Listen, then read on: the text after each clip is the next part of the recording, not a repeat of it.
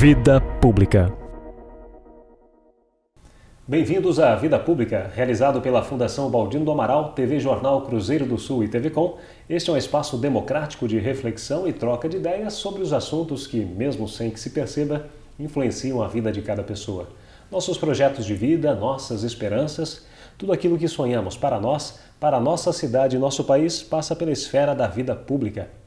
Espaço aberto à pluralidade, Vida Pública é um debate permanente sobre a realidade que nos cerca, para o qual estão convidados você, telespectador, e aqui em nosso estúdio, todos os que têm alguma coisa importante a dizer.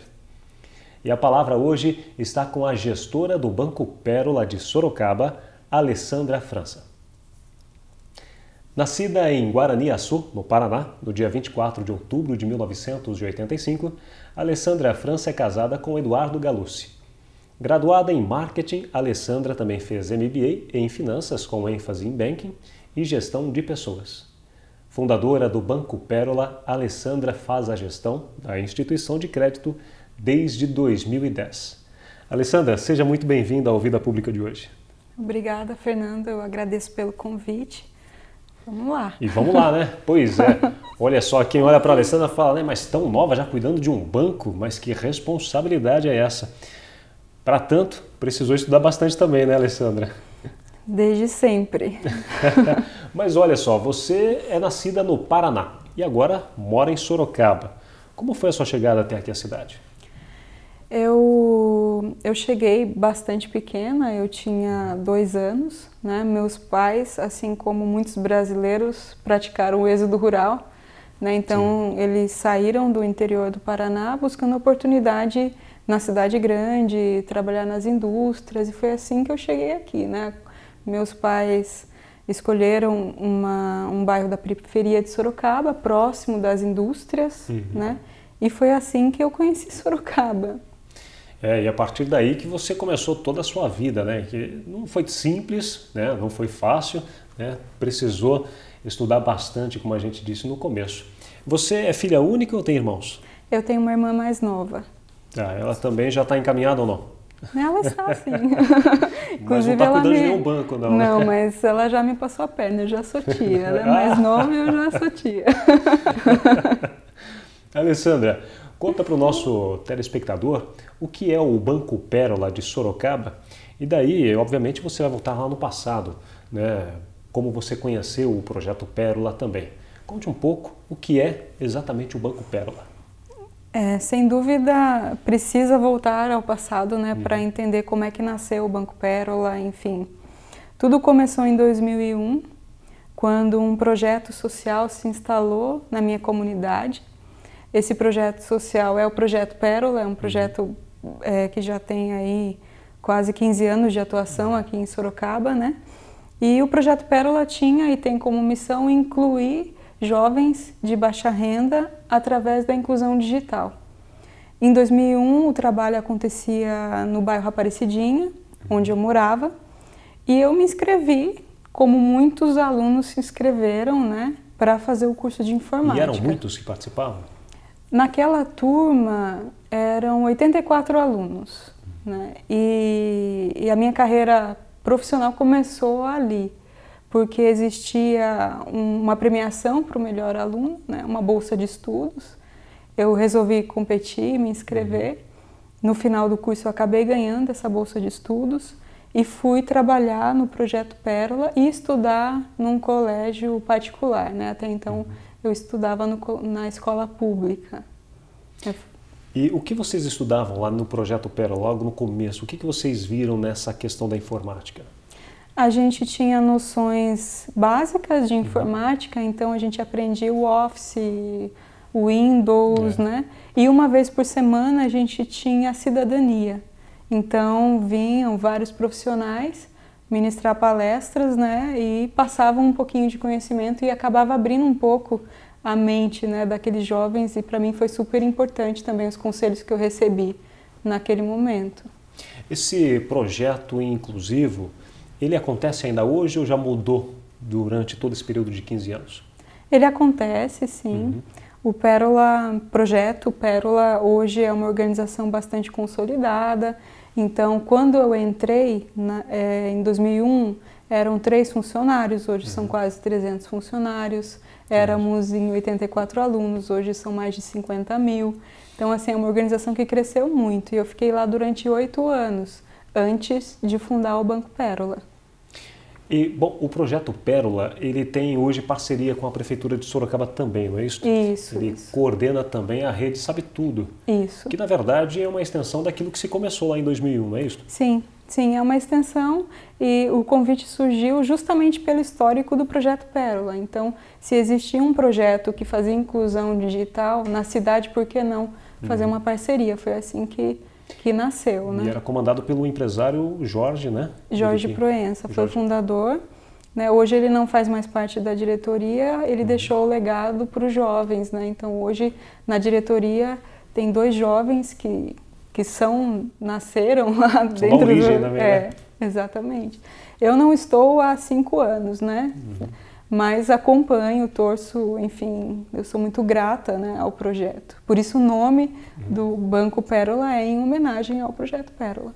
Como aconteceu o Banco Pérola? Começou assim, né? Eu fiquei 8 anos dentro do projeto Pérola e me encantei pelo trabalho social. Até porque eu sou fruto de um trabalho social, né? E durante os 8 anos que eu fiquei no projeto Pérola, os últimos 4 eu fiquei na coordenação geral. E existia um projeto chamado Escola de Talentos, que tinha como missão formar jovens empreendedores. Então a gente escolhia um bairro, ia até esse bairro e ensinava jovens carentes, que me via muito, inclusive, nesses jovens, né, a montar planos de negócio. Então, a gente simplesmente ensinava, a gente tinha os professores e a gente ia lá e ensinava. E durante 2 anos a gente fez isso, só que não dava certo, né? Não acontecia, a gente voltava depois de um tempo e, enfim, não dava certo, os jovens não davam continuidade aos projetos e a gente não entendia o porquê. Tinha muita desistência? Muita desistência, tinha os que continuavam, não conseguiam dar seguimento aos projetos e aquilo era muito frustrante. O projeto Escola de Talentos era o patinho feio dentro do projeto Pérola, né? E acabou não virando o cisne ainda, né? Também, né? Então, talvez sim. Porque em 2008 eu conheci uma outra organização social chamada Artemisia e ela estava realizando um outro concurso, né? E ia selecionar 5 empreendedores com ideias de negócios sociais.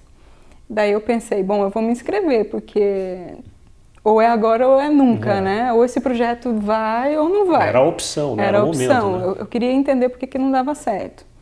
E assim foi, eu me inscrevi no concurso, o concurso durou 1 ano, de 2008 até 2009. Eu me inscrevi com a Escola de Talentos e no meio do processo seletivo veio a resposta do porquê não dava certo, porque faltava dinheiro, né? Então, por que não criar uma instituição que desse crédito para esse perfil de jovem empreendedor? Foi assim que nasceu o Banco Pérola. E a Escola Talento, a Escola de Talentos, ela não tinha um respaldo dos poderes públicos, por exemplo? Não, a gente operava com verba internacional, né? Então era um projeto específico, né, que acontecia em uma comunidade específica e a gente tinha uma verba da Suíça para poder fazer o projeto. E mesmo assim não deu certo naquele momento? Naquele momento não deu certo. O Banco Pérola é a transformação da Escola de Talento. É o cisne. É o cisne. Deixou de ser o patinho feio e passou a ser o cisne. Porque, na verdade, então, eu acredito que quem organizava essa Escola de Talentos tinha a dificuldade não só da falta de dinheiro, que é uma grande luta de muitas instituições, não é verdade? Mas a questão da gestão também. O banco ele veio para fazer essa gestão, né? Para ajudar as pessoas a construírem e manterem um negócio, terem esta responsabilidade, este compromisso. Exatamente. Tanto é que a gente nasce dessa essência, né? Da educação. Então não foi o contrário, a gente não nasceu da parte creditícia para a educação, a gente nasceu da educação para o crédito. Tanto é que a minha primeira formação é marketing e depois eu fiz uma especialização em gestão de pessoas. A finanças com ênfase em banking é recente. Você precisava ter essas especializações também para entender um pouco desse contexto, né? Agora, Alessandra, vocês hoje atuam, a sede do Banco Pérola não é mais em Aparecidinha, né? Qual é a localização hoje do Banco Pérola? Como funciona? Quantas pessoas trabalham lá? Quem são as pessoas que trabalham com você? Nós estamos na Visconde do Rio Branco. A gente atua hoje somente em Sorocaba. Nós estamos num momento de bastante transformação agora, né? Porque vamos completar daqui a pouco 5 anos de atuação. E o banco, eu costumo dizer que é um desafio diário, porque ele nasce de uma essência muito interessante, né? Que é do setor social, mas a gente está no mercado financeiro, né? Então, a gente tem os mesmos desafios que qualquer instituição tem e nos é cobrado tudo que uma instituição tradicional é cobrada, só que a gente precisa fazer um trabalho de inclusão social. Então, o nosso desafio... Parece que dobrou aí, né? Exatamente, né? Vocês têm algo a mais a fazer. E recentemente, com muita luta, com muito trabalho, a gente conseguiu aprovar um fundo dentro da CVM, né? Então, recentemente mesmo, faz 30 dias. Que é a CVM, que é o Comitê de Valores... É a Comissão de Valores Imobiliários. Isso. Né? E para nós, assim, ainda nem caiu a ficha, porque é uma super conquista, né? Porque a gente não tem muito dinheiro e a gente, né, sempre contou com o apoio de muita gente para que isso pudesse acontecer. E a partir de agora, existem 2 organizações. Existe o Banco Pérola, que é a organização que faz o crédito, e existe o Pérola Fundo de Investimentos, que está registrado na CVM e é onde a gente recebe os investidores, né? E com isso a gente vai poder crescer exponencialmente, né? Então a minha equipe passou de 5 para 35 pessoas em 30 dias. De 5 para 35? Os envolvidos, sim. Isso eu estou falando dos últimos 30 dias, né? E a gente tem hoje na rede 300 negócios apoiados com crédito, mas a gente vai poder chegar a 3.000 negócios. Esses 300 negócios quais são? Qual a natureza deles? Olha, são diversas. A gente tem salão de cabeleireiro, a gente tem manicure, a gente tem vendedor ambulante, enfim, são pequenos negócios, né? São negócios que tomam em média de 500 a 3.000 reais. Então são micronegócios mesmo, né? São pessoas que geralmente não têm crédito em nenhuma outra instituição. Qual é a contrapartida dos tomadores do microcrédito? Então, a gente seleciona basicamente pessoas honestas. Então, esse é o nosso... De preferência. De preferência, pessoas... Aliás, essencialmente, né? Essencialmente honestas, né? E assim, a gente pede a devolução do recurso, até porque ele faz parte de uma rede. Então, com a devolução dele, outras pessoas poderão tomar esse recurso, né? E é isso que a gente pede, a gente se compromete com o sucesso do empreendedor, porque o sucesso dele é o nosso também, né? Então a gente faz a captação de recurso e põe em empreendedores que não teriam esse recurso. Então a gente espera que eles deem certo e que esse recurso volte para que a gente possa emprestar para outras pessoas. Pois é.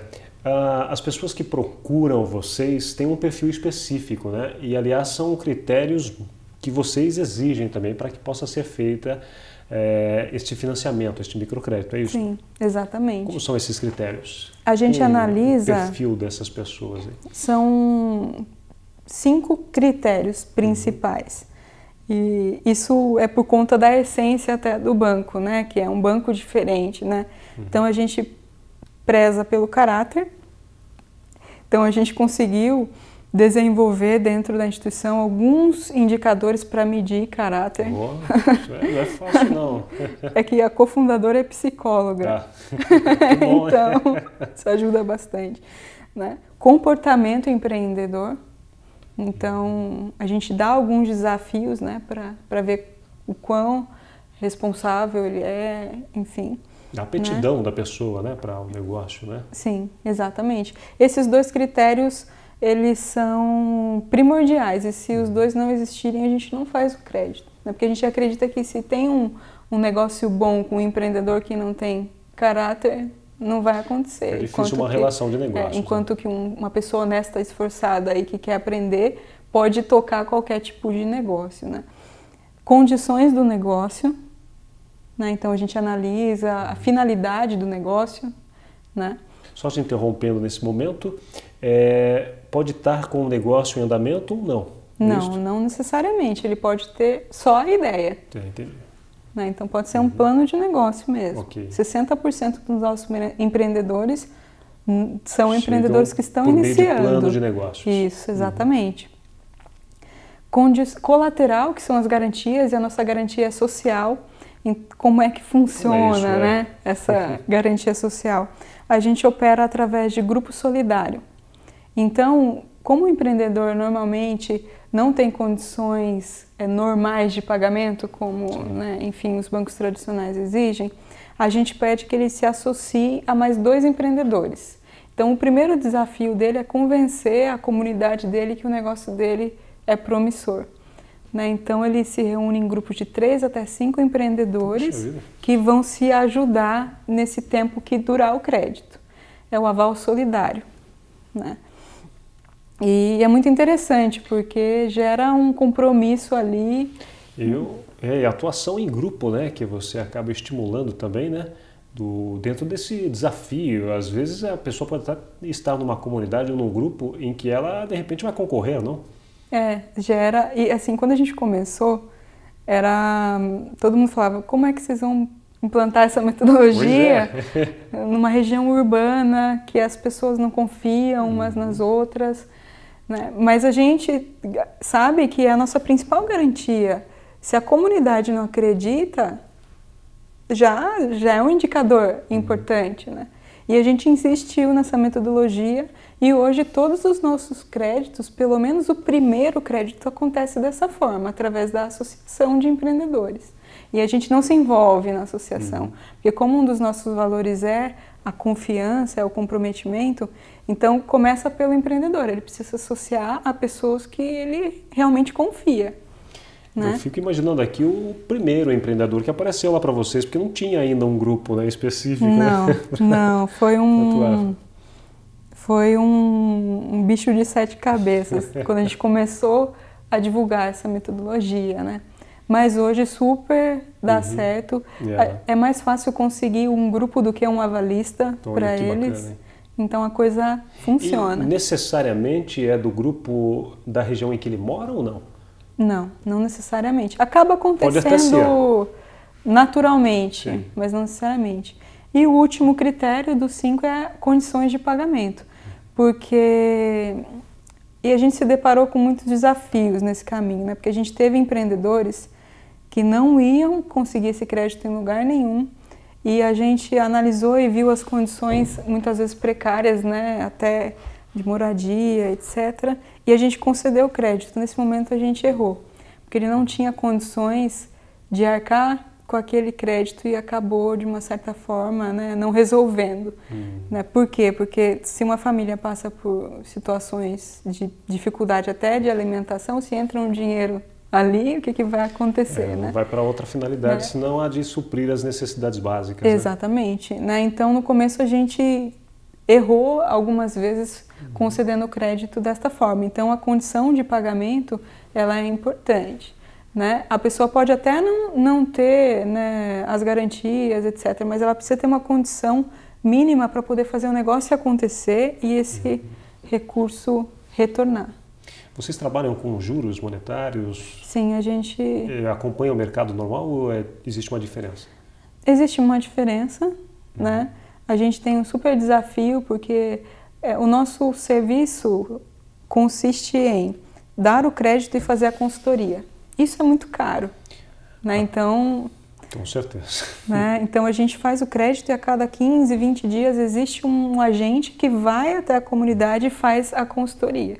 Só que ao mesmo tempo a gente não pode cobrar o que vale o nosso serviço, porque senão a gente não está incluindo.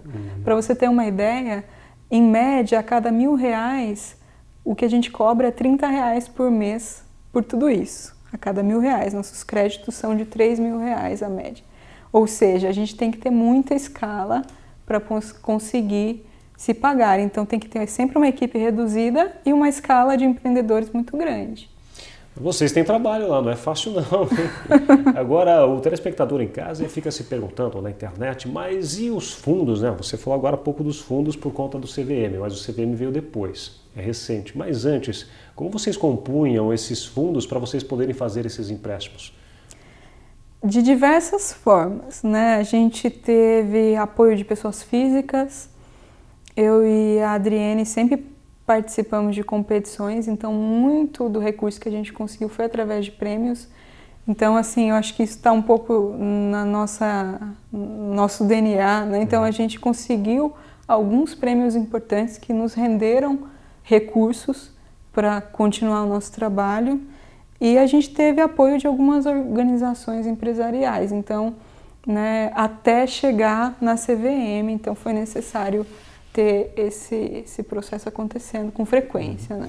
E é pouco tempo, né? Porque o banco foi fundado em 2010 por você, né? E outras pessoas, mas agora 2014, são 4 anos, né? Vai indo para o quinto ano, né? 4 anos e meio. E, bom, vocês já fizeram muitos negócios, vocês já fizeram cerca de 300, é isso que você me falou? Isso, sim. A cada dia a gente inclui novos empreendedores, então 300 até o último mês. Mas, por exemplo, essa semana a gente incluiu 20 novos negócios, então isso muda todos os dias. As pessoas procuram vocês ou vocês que vão buscar essas pessoas? Até esse momento as pessoas procuravam, então o boca a boca funcionava muito bem, até porque a gente não tinha muito recurso. Certo. Então, não adiantava a gente fazer um processo mais massificado. Agora, a gente vai selecionar muitos empreendedores, então a gente começa a divulgar efetivamente o nosso trabalho. Inclusive, é a primeira vez que a gente pode fazer isso. Fazer, né? É verdade, porque até antes não poderia, né? Não, a gente não tinha condições. Pois bem, porque agora existe uma forma de você poder coordenar esses valores e você poder destinar certo recurso para esta finalidade também. Sim. Em algum momento durante esse período você chegou, ou o teu grupo chegou a desacreditar no Banco do Banco Pérola? Olha, a gente teve, assim, apesar de fazer pouco tempo, mas para mim parece que faz uma eternidade, né? Porque as coisas acontecem muito rápido. E às vezes eu falo, as pessoas não acreditam quando entram, vê que a coisa acontece assim de uma velocidade extraordinária. Não é uma coisa que a gente busca, simplesmente acontece, né? E da mesma forma que acontecem coisas muito boas, já aconteceram coisas muito ruins também. E nesse momento, é lógico, como qualquer ser humano, a gente às vezes desanima. Mas o desânimo nunca foi maior, né, do que o nosso sonho. Então, por isso que a gente persiste. Na verdade, foi, né, a pílula de otimismo para vocês continuarem seguindo em frente, sim, né? Com certeza. De vocês buscarem. Alessandra, o Banco Pérola aqui vai para 2015, são 5 anos, 4 anos e meio. Você está com quase 30 anos de idade e teve uma participação da revista Forbes Brasil neste teu universo. E nós falamos em revista Forbes porque ela tem sua importância no mercado financeiro, ela é que divulga, né, muito dos perfis de empreendedores, de empresários, mega empresários, enfim, quem acompanha sabe disso. Como foi a Forbes Brasil no Banco Pérola? Como que aconteceu isso? Então, foi uma surpresa, né, para nós, até porque você disse bem, né, geralmente é do mercado financeiro, né, então, assim, falar de um empreendimento, um negócio social dentro da Forbes, né, foi uma surpresa, né, foi uma seleção que eles fizeram, eles selecionaram 30 jovens de até 30 anos, né, que eles consideram dentro das suas áreas de atuação mais promissores, né, e que estão fazendo algo de diferente, né. E daí veio a ligação, eu sinceramente não sei como é que eles chegaram, né, mas para nós é interessante porque acaba divulgando o nosso trabalho, atrai mais investidores, então a gente ficou super feliz com o reconhecimento. Como a CVM chegou até vocês? Nós fomos até, daí foi o contrário, né? A gente... Você já tinha o conceito Forbes ou ainda não? Não. Não. Né? A matéria foi divulgada no final do ano passado, começo desse ano. Foi começo desse ano, março desse ano. Né? E o projeto na CVM a gente está desenvolvendo há quase 2. Né? Então, e a CVM veio por necessidade. Assim, a gente, nesses 4 anos e meio, a gente teve uma exposição que a gente não esperava. Né? Então, mais uma vez, não foi uma coisa que a gente buscou. Mas a gente descobriu que a gente estava fazendo uma coisa que ninguém fazia, que era dar crédito para uma população desacreditada. Sim. E isso chamou a atenção. Que não conseguiu o crédito nas instituições comuns, né? Principalmente quem está começando, né? E a consultoria, então, por isso chamou a atenção. E isso atraiu muita gente, né? E atraiu também pessoas mal intencionadas, né? E o fundo surgiu de uma necessidade praticamente de vida, minha e da Adriene, que é a cofundadora. Então, com o fundo, a gente consegue se blindar. Então, todos os investidores, eles entram através do fundo, né? E como tem todo um processo de análise pela CVM, isso nos protege, isso dá escala. Então, a gente buscou uma ferramenta que pudesse, além de ajudar, ser uma ferramenta transparente, né, séria. E foi um trabalho de convencimento, porque dentro da CVM, créditos de 500, 600, 700 reais, realmente é É insignificante, vamos dizer assim, é irrisório, né? Você considerar, mas você tem uma movimentação, como você muito bem colocou, você tem uma movimentação financeira dentro deste universo que é justamente para a população carente, para aquelas pessoas que não conseguem o crédito nas instituições normais porque são desacreditadas, essa é a verdade, né? Ninguém acredita nisso. É claro que vocês têm esta proteção também, pelo 5º critério que você pontuou para a gente, e a CVM que dá essa transparência para o projeto sério que é desenvolvido pelo banco, né? E que vai atrair investidores sérios também, né? Exatamente. E o que para vocês é uma garantia porque vocês sabem que quem está entrando lá é pela sério, CVM, né? Exatamente, exatamente. Não foi fácil conseguir a CVM, foi difícil, foi muitas reuniões, foram muitas conversações, como foi esse processo? Assim, a gente tem um escritório que está cuidando disso em São Paulo, então assim, a gente produziu os documentos e tudo que foi solicitado, mas eu não tive contato pessoal, né, com a CVM, né? Mas foi um processo demorado, né? Então, até porque a gente no ano passado, né, depois de inúmeras tentativas de pessoas mal intencionadas de acabar com o nosso trabalho, a gente chegou ao ponto de falar ou sai ou não vai ser. E foi muito difícil, né? Para mim e para a Adriene, a gente tomar essa decisão, porque a gente falou, bom, o nosso sonho é esse, mas se não for da maneira correta, não vai ser. E que bom que está sendo, né? Que está acontecendo. Hoje vocês estão com a CVM, vocês já sabem quantos investidores participam dos fundos? A gente começou com 20 investidores, né? Mas o fundo é um fundo de prazo indeterminado, então ele pode receber quantos investidores for necessário, né? Inclusive, uma coisa interessante que aconteceu também no meio disso tudo, né, é que a gente se inscreveu em alguns concursos internacionais e a gente vai receber agora em setembro uma comissão de diretores do HSBC de todo mundo, assim, vão vir 12 nacionalidades, para ajudar a gente a pensar em como internacionalizar o fundo, né? Então, assim, como é o primeiro, isso também tem chamado bastante atenção, né? E a gente está tentando utilizar isso para atrair recursos para a região, para a cidade. Quando você fala em primeiro, você se refere ao primeiro, o Banco Pérola, a primeira ação dentro da CVM, dentro desse processo de internacionalização econômica, é isso? Não, é o primeiro fundo com esse tipo de crédito. Quer dizer, olha que bacana, não tem nada na história que você tenha conhecimento, pelo menos, que tenha seguido pelo mesmo caminho. Não. Nesse aspecto totalmente diferente. Sim. Hoje, então, portanto, o potencial de contratos que vocês poderão fazer aumenta significativamente. Qual é a projeção de vocês? A gente vai ter que crescer 300%. E vocês continuam lá no mesmo endereço ou já está prevendo uma nova sede por conta de Continua no mesmo endereço. De pessoas que aumentou, Continua, né? A gente tem uma equipe aqui em Sorocaba, né, trabalhando na operação de crédito, então nós temos 15 pessoas nesse escritório, né, aqui. E o fundo, a gestão fica em São Paulo, daí tem todo mundo que está envolvido na gestão do fundo fica em São Paulo, né? A sede oficial do fundo é em São Paulo. Então está dividido aí, e tem um pessoal de sistemas em Minas, então um pouquinho em cada lugar. Não é fácil mesmo, o trabalho é bastante difícil, mas é um trabalho bonito, que vem crescendo desde 2010 e que continue assim, né, com essa transparência, com esse trabalho importante que é feito, claro, para outro segmento da população que é merecedora também deste crédito. Alessandra, quero agradecer muito a sua participação no Vida Pública de hoje. Eu que agradeço o convite. E parabéns pelo trabalho de vocês, viu? Obrigada. O Vida Pública de hoje conversou com a gestora do Banco Pérola de Sorocaba, Alessandra França.